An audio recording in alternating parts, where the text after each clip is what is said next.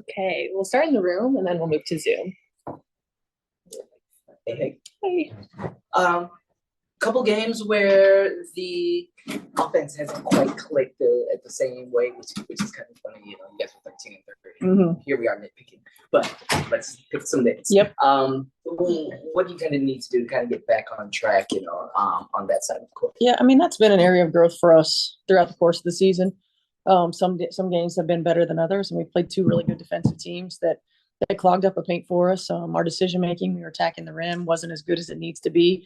We missed a lot of easy shots in those two games. I think one game was 17 shots within 5 feet. The other one was like 13 or 14 within 5 feet. So we just got to be able to have better decision making when we're attacking. We got to be able to step up and knock down shots, and we got to knock down free throws. We did not shoot free throws particularly well in those games, and the ball's got to move. Sometimes it sticks. Our pace gets slowed down. We get a little stagnant. So we got to get back to playing fast and playing. I want to play 0.5 basketball, but if it's 1 second basketball, I'll be happy with that. Get back to ball movement, player movement. Looking at the mystics a little bit, it's funny the things that you just mentioned, pace, ball moving around. That's kind of actually been working pretty well for them lately. Yep. But at the same time, they've got more people out being banged up. So I'm just curious, how do you kind of prepare for that when, some of the pieces that have been working so well are all of a sudden not available? Well, I think one of the things that they've always done a good job of throughout the course of the year, and Eric's done a great job of, is managing that. It doesn't really matter who's on the floor. The way that they play, the pace with which they play, the way the ball moves, the way they shoot the basketball, all of those things all year long have been really good. They had, with injuries, they don't have the depth that they had at various points. But for us, it still remains the same. It might be different pieces on the floor, but the actions, the movement, for us to be able to anticipate, to be able to be active on the defensive end, to have awareness of getting to the next action. It's tough to guard 5 players who are in constant motion and teams that get to the next action very quickly. So we've got to be, our attention to detail defensively has to be elite. We've got to be able to contest. We cannot trade our twos for their threes. They've been shooting the ball so well from the 3-point line. So we've got to do a really good job of defending the three, but also guarding our yard, because we can't be in rotation and give up those wide open threes on the second or third side. And then we got to rebound. We got to finish plays. Following up, on that one real quick, just, what you were saying about it doesn't matter who they have on the floor, they kind of look the same. Do you feel like that's, a function of maybe them not having like Elena Deladon or this superstar that kind of takes the gravity of how they want to play? I think it could be. I think you just have a lot of really unselfish, high IQ basketball players. They understand that that 5 players in constant motion is tough to guard. They're selfless enough to make the extra pass to get the best shot on the floor. They also understand one of their strengths and weaknesses. So I think sometimes when you have a group of players who understand how to play, who don't care who gets the credit, who just go out and play, you're not looking for someone to sort of take over, the ball game, or looking for somebody to take the shot at crunch time. The ball just finds the right shot, and they allow it to do that. And that's one of the things that makes them really dangerous and really a tough matchup. And then just one more for me. I wanted to ask you kind of about the front court matchup. Obviously, we all know how good your front court is, and then players like Emily Angsler, Seth Wilson, who have been playing really well for the Mystics lately. Just what are you kind of expecting, from that matchup? Oh, yeah. I mean, the way that the front court for Washington spreads the floor is going to be a challenge for us. We've got to be able to defend at the point and on-ball screens. We got to be able to, we just played 2 teams that had rolling post players. Now we've got popping post players. So the adjustment in our rotations, sometimes as post players, you overhelp if your man is on the perimeter as opposed to letting the low eye get in rotation. So we got to be disciplined to that. We got to understand that we're defending popping 3-point shooting post players. We got to be really good at the point. And then on the other end of the floor, we've got to get breezy touches on the inside. We got to continue to try to get her easier looks where she's not just banging back to the basket, but get her moving a little bit, get her touches on the interior. We got to try to space the floor a little bit more for AT to do what she does best, to continue to get her in some action that allows her to get to the rim and to be a facilitator. What have you liked positively, even in those 2 losses from your team? Our defense, our defense has been giving us opportunities to win. We've been holding, I think we held all but 2 teams to under averages. When you hold a team to 60 some points, you should be able to win a ball game, right? When you hold Las Vegas below their average, you should be able to contend, right? Put yourself in position to win. Our defense has been good. Have we had lapses? Absolutely. Have we had breakdowns? Sure. But we've given ourselves opportunities with our defense. Our rebounding needs to be better. Obviously, our offense needs to be better, and we got to be able to make our free throws. What specifically, offensively, do you want to see done a little bit better in terms of execution? Everything. More than anything, our pace. We got to get the ball moving. We got to cut hard.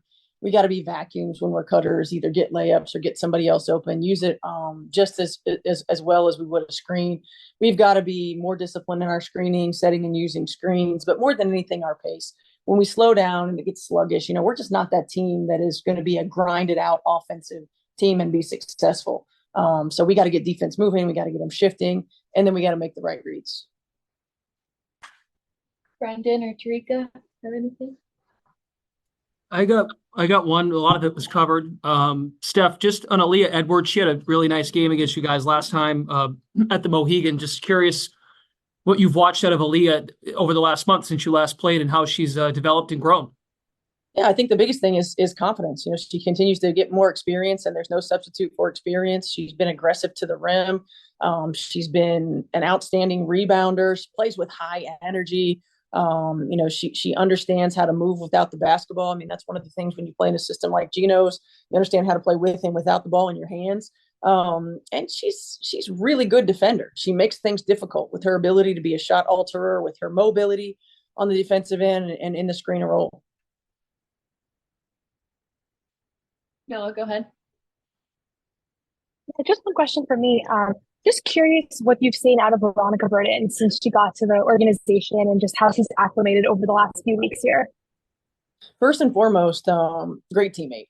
Somebody who comes in and is just a terrific locker room, person.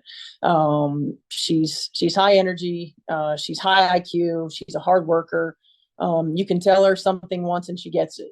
She's not somebody that has to go through a lot of reps in order for it to sink in. And she's been ready every time that her number's been called. Thanks, Noah. George, go ahead. Coach, obviously we saw with the missed 6 the first game, they gave you guys a real close one. You handled them pretty well the second time. Now they've won 4 out of 5. How much does that just show that, teams can really adapt and it's just such a long season in the WNBA? I think it's a long season. I think every team is really talented. Every team is really deep. Sometimes it's a matter of when you get the matchup and who's healthy during that time, what time of year you're playing them, where you're playing them. For teams that like Washington, who have a lot of new pieces, it's about building chemistry, putting it all together, everybody figuring out, what their role is, how to make one another successful. I mean, we've seen a lot of turnover in quite a few teams throughout the course of this season, right, in the off season in the WNBA. And then you're starting to see these teams put things together, whether it's Washington, whether it's Seattle, whether it's Phoenix getting Griner back and having all these pieces. Indiana starting to find a groove with their young players. I think oftentimes you get impatient and expect it to happen right away, and it just doesn't. So I think for us, every time we step on the floor, we have to respect our opponents. We have to respect everyone and fear no one. We have to understand that every time you play a team, whether it's the first time or the 4th time or the 5th time, they're a different ball club. And how much they've grown and how much they've improved. All of those things matter. And for us, it's about playing to our standard, doing what we do best, and continuing to try to improve and grow ourselves. Thank you.